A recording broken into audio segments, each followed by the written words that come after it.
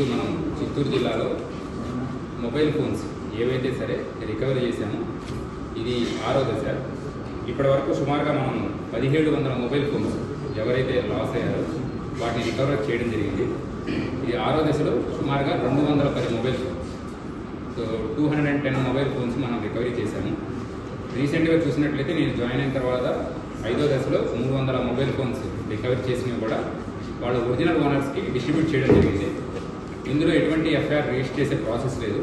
ఎవరిదైనా సరే మన లిమిట్స్లో ఎక్కడైనా సరే మొబైల్ ఫోన్ కనుక పోయినట్లయితే మన చాట్బాట్ నెంబర్ ఉంది, వాట్సాప్లో దానికి హాయ్ అని మెసేజ్ చేసినప్పుడు మనము దానికి ఒక గూగుల్ ఫామ్ పంపించడం జరుగుతుంది. ఈ ఫామ్ దానిలో IMEI number and other alternate mobile number, వాళ్ళ పేరు, ఎక్కడ పోయింది, దీని డీటెయిల్స్ కనుక ఎంటర్ చేసినట్లయితే దానికి సంబంధించి మనం ఒక డేటాబేస్ మెయింటైన్ చేస్తుంటాము.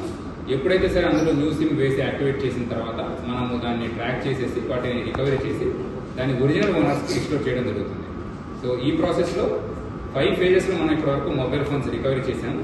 6th ఫేజ్లో భాగంగా 210 మొబైల్స్ మనము చిత్తూరు జిల్లా వ్యాప్తంగా మనం రికవరీ చేసాము.